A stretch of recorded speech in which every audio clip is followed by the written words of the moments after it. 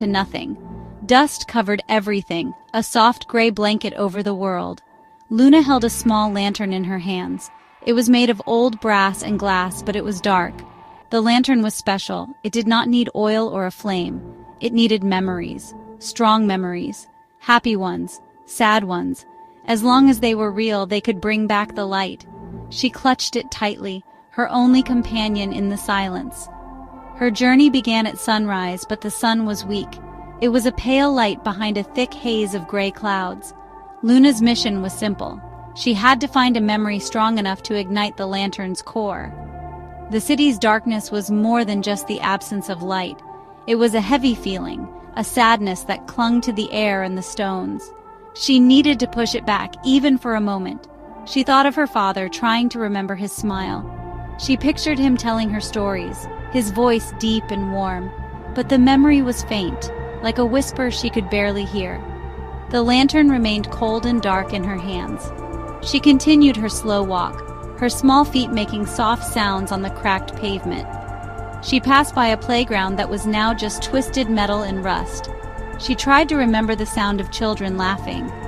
She closed her eyes and focused on the feeling of swinging high into the air, her hair flying behind her. She imagined the sun on her face and the joy in her heart. For a second, a tiny spark flickered inside the lantern, a brief and hopeful glimmer. Then, just as quickly, it was gone. The memory wasn't strong enough. It was a ghost, a shadow of a feeling, not the real thing. The path ahead was long. Luna knew this would not be easy.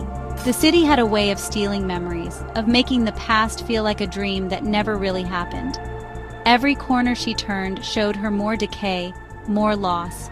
It was hard to hold on to happiness when surrounded by so much sorrow. Yet she did not stop. Her steps were small, but they were steady. She believed in the lantern. She believed in the power of memory. And she believed that somewhere, deep inside her, was a light bright enough to chase away the shadows, if only she could find it. As Luna ventured deeper into the city's heart, strange things began to happen. The air shimmered in places, like heat rising from the road on a summer day. She walked towards a shimmering spot near an old fountain. As she got closer, a faded image appeared.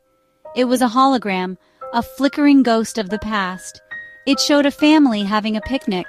A mother was pouring juice